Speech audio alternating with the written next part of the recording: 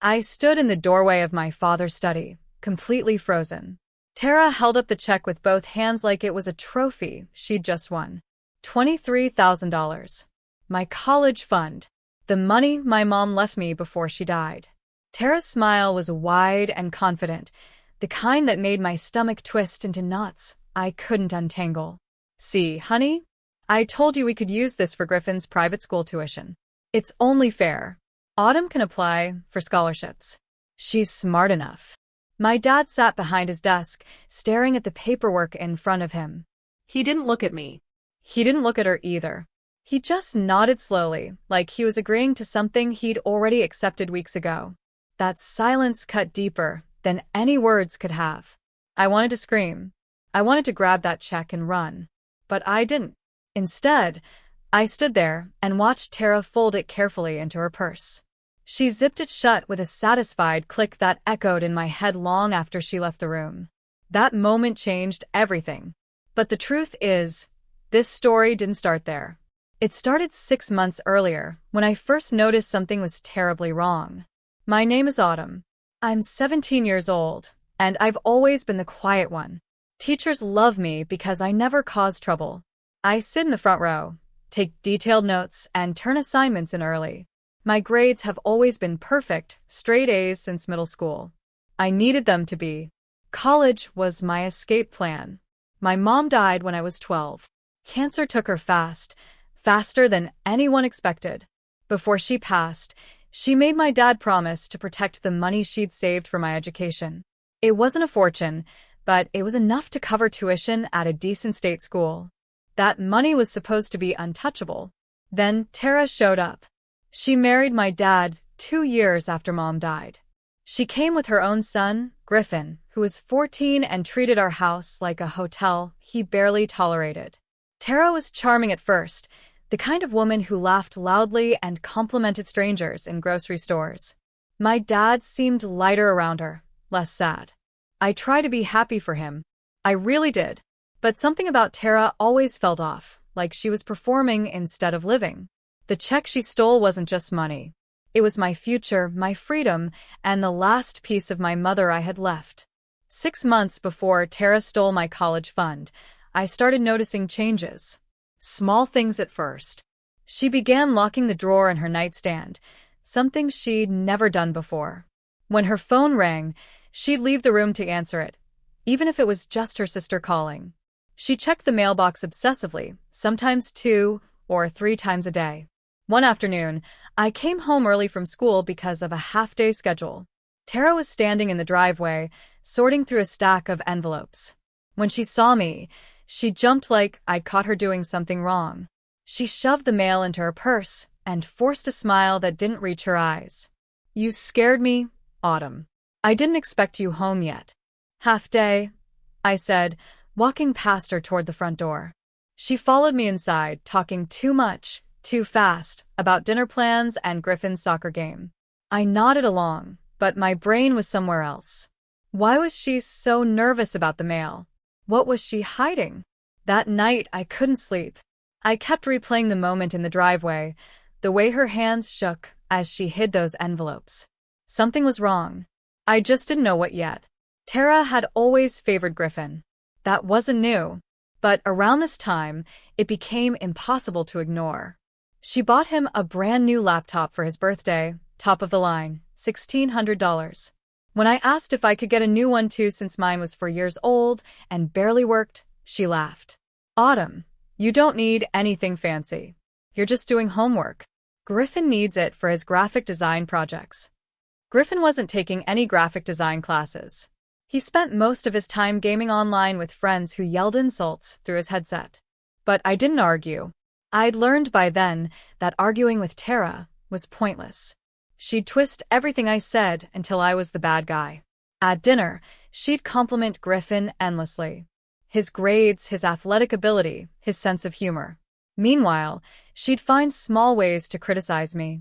My posture, my tone of voice, the way I cut my food. My dad would sit there, chewing quietly, pretending not to notice. I started eating dinner in my room. Tara said I was being antisocial. My dad said nothing. That's when I realized something important. My father wasn't going to protect me. If I wanted to survive this, I'd have to protect myself. One evening, an envelope arrived marked urgent in bold red letters. It was addressed to Tara. I saw it sitting on the kitchen counter when I got home from school. 20 minutes later, Tara came through the front door, spotted the envelope, and grabbed it so fast she knocked over a coffee mug. She didn't clean up the mess. She just shoved the letter into her purse and walked upstairs. I heard her bedroom door close, then lock. My dad was still at work. Griffin was at soccer practice. It was just me and the broken mug on the floor. I cleaned it up slowly, thinking. The envelope had come from a law office downtown. I recognized the logo because my mom's estate lawyer used the same firm. Why would Tara be getting urgent mail from lawyers? That night at dinner, Tara was distracted. She pushed food around her plate without eating. When my dad asked if she was feeling okay, she snapped at him. "I'm fine, okay? Can everyone just stop asking me questions?" My dad looked hurt but didn't push it. Griffin didn't even look up from his phone. And me? I stayed quiet, watching, storing every detail away for later. A few days later, I saw something that changed everything. I was walking home from the bus stop when I noticed Tara sitting in her car in our driveway. The engine was off. She wasn't on her phone. She was just sitting there crying. Her hands covered her face, and her shoulders shook with sobs that looked painful. I froze on the sidewalk, unsure what to do. Part of me wanted to walk over and ask if she was okay. But another part, the part that had watched her tear me down for 2 years, stayed rooted in place. After a few minutes, she wiped her face, checked herself in the mirror, and forced a bright smile. Then she got out of the car and walked into the house like nothing had happened. I waited outside for 5 more minutes before following her in. At dinner, she was cheerful. She asked about my day. She laughed at one of Griffin's jokes. She kissed my dad on the cheek when he complimented her cooking. It was a perfect performance and nobody else seemed to notice it was fake. But I had seen the truth. Whatever Tara was hiding, it was eating her alive. 2 weeks later, my dad's credit card got declined at a restaurant. He came home frustrated and confused. He checked the balance that morning, and there should have been plenty of room on the card.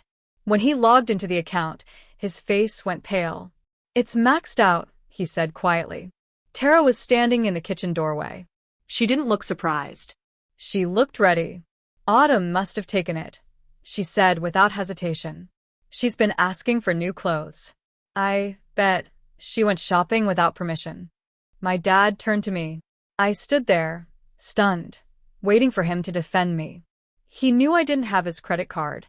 He knew I hadn't asked for new clothes in months. But he just looked at me with tired, uncertain eyes. "Autumn, did you?" "No," I said firmly. "I didn't touch your card. I don't even know where you keep it." Tara shook her head sadly, like I was lying. My dad sighed and said he'd call the bank in the morning. The conversation ended there. But something shifted in me that night. I wasn't going to let her rewrite reality anymore. I was going to find out the truth. I started documenting everything. I bought a small notebook and kept it hidden in the bottom of my school bag.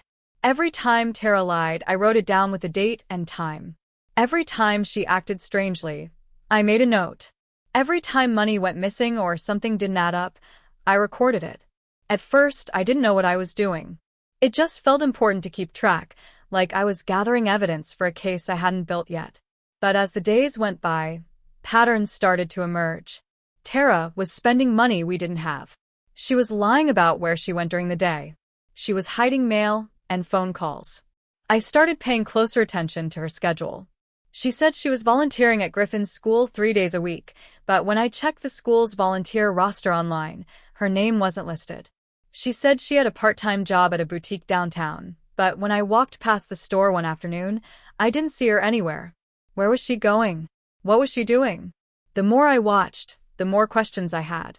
And the more questions I had, the more determined I became to find answers. Late one night, I woke up to the sound of Tara's voice. She was in her bedroom, talking on the phone. I crept into the hallway and pressed my ear against her door. "I just need a little more time," she whispered. Her voice sounded desperate, nothing like the confident woman who ran our household during the day. I'm working on it, okay? I'll get you the money. Just please stop calling the house. There was a long pause. Then she said something that made my blood run cold. He doesn't know. Nobody knows. And it needs to stay that way. She hung up. I heard her crying again, softer this time, muffled by a pillow. I stood in the dark hallway, my heart pounding so hard I thought she might hear it through the door. Who was she talking to? What money did she owe? And what was she hiding from my dad? I went back to my room and wrote everything down in my notebook. The pieces weren't fitting together yet, but I knew they would eventually. I just had to keep watching. I found the key 3 days later. Tara had hidden it inside one of her old running shoes in the back of her closet. I'd gone into her room while she was grocery shopping with Griffin. My hands shook as I slid the key into the locked nightstand drawer. Inside, I found a stack of papers. Overdue payment notices. Final warnings from credit card companies. Collection agency letters threatening legal action. And at the bottom of the pile, a letter from a private investigator's office. My heart hammered in my chest as I read the investigator's name and contact information. Why would Tara need a private investigator? Was someone investigating her, or was she investigating someone else? I took pictures of everything with my phone, working quickly. I knew Tara could come home any minute. When I finished, I carefully put everything back exactly as I'd found it, locked the drawer, and returned the key to the shoe. That night, I couldn't eat dinner. Tara kept asking if I felt sick. I said I was fine, just tired from a long day at school. But really, I was thinking about those letters. Tara wasn't just hiding secrets. She was drowning in them. The next time I searched the drawer, I found something worse. A photograph, tucked between 2 envelopes. In the picture, Tara stood next to a man I'd never seen before. They were in a hotel lobby, holding hands, smiling at each other like they shared a secret the rest of the world didn't know. The man looked older, maybe in his 50s, wearing an expensive suit and a watch that caught the light. Tara wore a dress I'd never seen her wear around the house. They looked comfortable together. Familiar. I stared at the photo for a long time, trying to make sense of it. Was Tara having an affair? Was she cheating on my dad? My stomach twisted with anger and confusion. Part of me wanted to show my dad immediately, but another part of me knew I needed more information first. I photographed the picture and put everything back. That night, I lay in bed staring at the ceiling, replaying every interaction I'd had with Tara over the past 2 years. Had there been signs I missed? Had she been lying to us this entire time? The answer, I was starting to realize, was yes. I found the answer buried in another letter, dated 3 months earlier. The man in the photograph was named Vincent Harlow, and he was suing Tara for fraud. According to the letter, Tara had borrowed $60,000 from Vincent under false pretenses. She'd promised to invest it in a business venture that never existed. When he asked for his money back, she disappeared. Now his lawyer was threatening criminal charges if she didn't repay him within 30 days. The deadline had already passed. I read the letter 3 times, my hands shaking. This wasn't just an affair. This was theft. This was fraud. Tara had scammed someone out of $60,000, and now she was hiding in our house, pretending to be a normal stepmom while her entire life fell apart behind closed doors. I photographed the letter and added it to my collection. I had evidence now. Real evidence. But I still didn't know what to do with it. If I told my dad, would he believe me? Or would Tara convince him I was lying again? I needed to be smart about this. I needed to wait for the right moment. A week later, Tara made her move. She sat my dad down at the kitchen table and told him they needed to talk about finances. I listened from the hallway, just out of sight. Things are tight right now, she said softly. Griffin's tuition is more expensive than we thought. And with the car repairs and the new roof, we're stretched thin. I think we need to consider using Autumn's college fund. Just temporarily. We'll pay it back. My dad hesitated. I could hear it in the silence that followed. That money is for Autumn's education, he said finally. Her mother wanted. I know what her mother wanted, Tara interrupted gently. But we're a family now. And families help each other. Autumn can apply for scholarships. She's smart. She'll be fine. But Griffin needs this opportunity now. I pressed my back against the wall, my fists clenched, so tight my nails dug into my palms. She was manipulating him, twisting the situation to make it sound reasonable. And worst of all, I could tell it was working. "Let me think about it," my dad said. Tara smiled. "Of course. Take all the time you need." But I knew she'd already won. It happened on a Tuesday afternoon. I came home from school and found Tara in my dad's study, holding the check. The check my mom had set up years ago. The check that was supposed to pay for my future. Tara waved it in the air like a flag of victory. "See, honey? I told you we could use this for Griffin's private school tuition. It's only fair. Autumn can apply for scholarships. She's smart enough." My dad sat at his desk, silent. He didn't defend me. He didn't argue. He just let it happen. I stood in the doorway, watching the woman who had stolen from me, lied to me, and tore my family apart. And in that moment, I realized something important. Tara thought she'd won. She thought she was untouchable. She thought nobody would ever figure out what she'd done. She was wrong. I turned and walked upstairs to my room. I didn't cry. I didn't scream. I sat down at my desk, opened my notebook, and started planning. Tara had taken my college fund, but I was about to take something far more valuable from her. Her perfect little lie. That night, while Tara and my dad were asleep, I went back to her room. I used the key I'd secretly copied weeks earlier. I opened the nightstand drawer and carefully removed every document I'd photographed. The overdue notices, the fraud letter, the photograph with Vincent. All of it. I made physical copies at the library the next day after school. Then I hid the originals in a safe deposit box at the bank, one my mom had set up for me years ago. Tara didn't know it existed. Nobody did except me and the bank manager. I deleted any trace that I'd opened her drawer. I wiped down the surfaces. I returned everything to its exact position. When I was finished, the room looked untouched. But I had everything I needed. Now, I just had to decide what to do with it. I thought about going to my dad directly, but I knew Tara would twist the story. She'd say I was jealous of Griffin. She'd say I was angry about the college fund. She'd make me look like a vindictive teenager trying to destroy her marriage. No. I needed to be smarter than that. I needed to let the truth reveal itself in a way she couldn't control.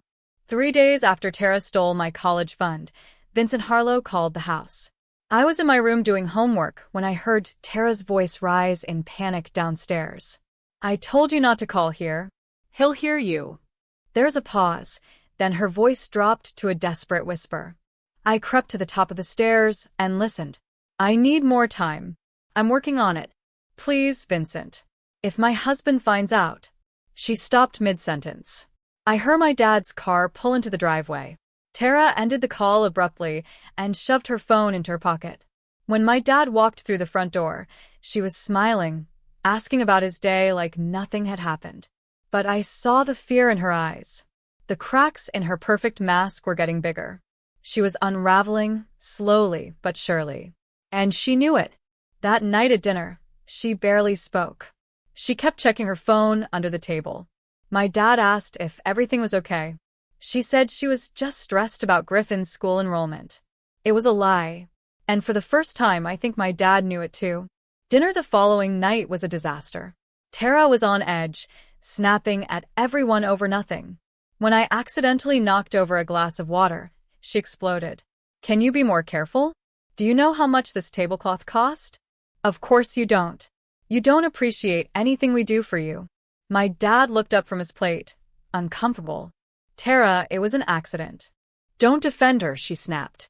"She's careless. She's always been careless." I stayed silent, wiping up the water with a napkin.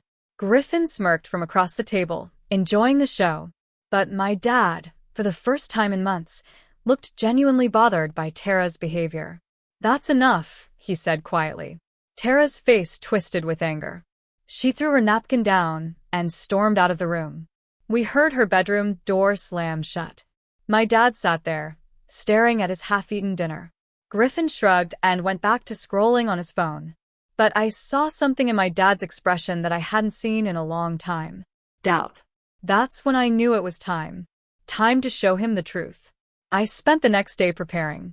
I made copies of everything. The fraud letter, the overdue payments, the photograph with Vincent, the lawsuit documents. I arranged them neatly in a large manila envelope, just like the urgent one Tara had hidden weeks ago.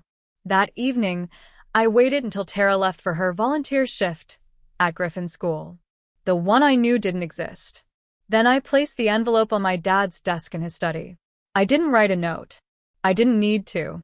The documents spoke for themselves. I went upstairs to my room and waited. My heart pounded in my chest. This was it. The moment everything would either fall apart or finally come together. An hour later, I heard my dad's office door close. Then silence. Long, heavy silence. I imagined him sitting at his desk, reading each page, his world collapsing around him with every word. When Tara came home an hour later, I heard her cheerful voice calling out from downstairs. "Honey, I'm home. Did you eat without me?" There was no response. Then I heard my dad's voice, low and steady. Tara. "Come to my office." Now. I crept to the top of the stairs and listened. My dad's voice was calm, but cold. I'd never heard him sound like that before. "Explain this to me," he said. "Explain what?" Tara's voice was defensive already. "The lawsuit. The fraud charges. The $60,000 you stole from someone named Vincent Harlow." There was a long pause. Then Tara laughed, but it sounded forced and shrill. "That's ridiculous. I don't know what you're talking about. Where did you even get that?" "It doesn't matter where I got it," my dad said. "Is it true?" "Of course it's not true. Someone is trying to set me up. Probably Autumn. She's been angry ever since we used her college fund. She's trying to turn you against me." I gripped the railing, my fingernails digging into the wood. Of course she'd blame me. That's what she always did. "This has nothing to do with Autumn," my dad said. "These documents are from a law firm. There are court filings, bank statements. This is real, Tara." Her voice shifted then, from defensive to pleading. Okay, yes. "I borrowed money from Vincent. But it wasn't fraud. He's lying. He's trying to ruin my life because I ended things with him." And there it was. The admission. My dad's voice grew colder. "You were having an affair." "It wasn't like that," Tara said quickly. "It was before you, and I got serious. It didn't mean anything." "You stole $60,000 from him." "I didn't steal it. He gave it to me willingly. He was trying to help me start a business. It's not my fault it didn't work out." "Then why is he suing you for fraud?" Tara went quiet. I could practically feel her scrambling for an answer, trying to find a lie that would stick. But my dad wasn't giving her time. "The documents say you forged his signature. You opened credit lines in his name without permission. That's not a business deal, Tara. That's a crime." "He's lying," she said, her voice rising. "He's bitter because I left him. He's making this all up to get back at me. Can't you see that? Then why didn't you tell me any of this before? Why have you been hiding letters and phone calls for months?" She didn't answer. "I'm calling the law firm tomorrow," my dad said. "I'm going to get the truth myself." Tara's voice cracked. "Please don't." Please. "You'll ruin everything." "You already did that," my dad said quietly. The next morning, my dad called Vincent Harlow's lawyer. I wasn't in the room, but I heard him on the phone through the thin walls. His voice was steady, controlled, asking questions and taking notes. When he hung up, the house was silent for a long time. Then he called Tara into the living room. I sat at the top of the stairs again listening. "They confirmed everything," my dad said. "The fraud, the forged signatures, the unpaid debt. It's all real, Tara." "They're lying," she said, but her voice was weak now. She knew it was over. "They sent me copies of the forged documents," my dad continued. "They have handwriting analysis. They have bank records showing you withdrew money under Vincent's name. This isn't a misunderstanding. This is felony fraud." Tara started crying. Not the quiet, desperate sobs I'd heard through her bedroom door. These were loud, theatrical tears meant to manipulate. "I'm sorry," she choked out. "I made mistakes. I was desperate. But I never meant to hurt anyone. Please, you have to believe me." Get out, my dad said. What? "Pack your things and get out of my house. Today."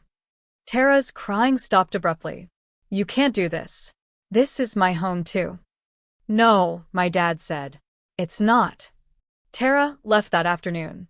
She packed 2 suitcases and loaded them into her car while Griffin watched from the driveway, confused and angry. She didn't say goodbye to me. She didn't even look at me. She just drove away, her face red and blotchy from crying. My dad stood at the window, watching her go. When her car disappeared around the corner, he turned to me. "I'm sorry," he said. "I should have seen what was happening. I should have protected you." I didn't know what to say. Part of me wanted to hug him. Part of me was still angry that it took this long for him to believe me. So, I just nodded. "I'm reopening your college fund," he said. "I'll sell some things. Figure it out. But you're going to college, Autumn. That money is yours." "Thank you," I said quietly. He nodded and walked back to his office. I stood in the hallway, feeling something I hadn't felt in months. Relief. But the story didn't end there. The universe, it seemed, wasn't done with Tara yet. 2 weeks later, there was a knock at our door. My dad answered it. Standing on the porch was Vincent Harlow. He wasn't angry. He was calm, almost apologetic. "I'm sorry to bother you," Vincent said, "but I thought you should know the full extent of what Tara did." My dad invited him inside. I stayed in the kitchen, pretending to do homework, but listening to every word. "It wasn't just the $60,000, Vincent explained. Tara forged my signature to open 3 separate credit lines. She maxed them all out. Over $120,000 in total. She used my information to rent luxury apartments under fake names. She even tried to take out a loan using my business as collateral." My dad's face went pale. "I had no idea." "She's very good at hiding things," Vincent said bitterly. "I didn't realize what was happening until the collection agencies started calling. By then, it was too late. My credit was destroyed. My business almost went under." "I'm so sorry," my dad said. Vincent shook his head. "It's not your fault.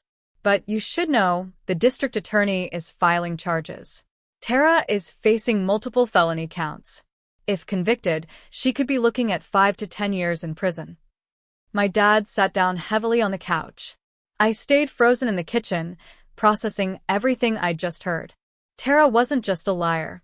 She was a criminal. And her whole life was about to collapse under the weight of her own choices. Over the next few weeks, my dad worked tirelessly to fix the damage Tara had caused. He sold her SUV, the one she'd insisted on buying last year. He used the money to start rebuilding my college fund. He opened a new account in my name only, one that nobody else could touch. He also apologized. A lot. At first, I didn't know how to respond. I was still hurt that he'd let things get so bad. But I could see he was trying. He asked about my day. He helped me with college applications. He even started coming to my school events again, something he'd stopped doing after he married Tara. Slowly, things started to feel normal again. Not perfect, but better. Griffin moved in with Tara's sister in another state. I never heard from him again. My dad and I didn't talk about him much. It was easier that way. One evening, my dad handed me an envelope. Inside was a check. $23,000. The exact amount Tara had stolen. "It's not everything you lost," he said, "but it's a start." I looked at the check, then at my dad. "Thank you." He nodded. "You deserved better. I should have given it to you from the beginning." For the first time in years, I felt like I had my father back. Months later, I stood in my bedroom, packing boxes for college. My acceptance letter sat on my desk, framed. Full scholarship to the state university, majoring in criminal justice. Ironic, maybe, but fitting. I'd heard through the grapevine that Tara was facing trial. The evidence against her was overwhelming. Vincent's lawyer had built an airtight case. Her public defender wasn't optimistic. The last I heard, She was trying to negotiate a plea deal to reduce her sentence. I didn't feel sorry for her. I didn't feel triumphant either. I just felt free. Tara had tried to steal my future. She'd lied, manipulated, and destroyed everything in her path. But in the end, she didn't destroy me. She destroyed herself. I didn't have to fight her with screaming or revenge. I just had to reveal the truth she'd spent so long trying to hide. And once that truth came out, gravity did the rest. As I loaded the last box into my dad's truck, I thought about everything I'd learned. About patience. About observation. About fighting quietly instead of loudly. When someone tries to steal your future, don't fight with noise. Fight with knowledge. People like Tara fall all on their own. You just have to let them. And sometimes, the best revenge is simply walking away and building the life they tried to take from you.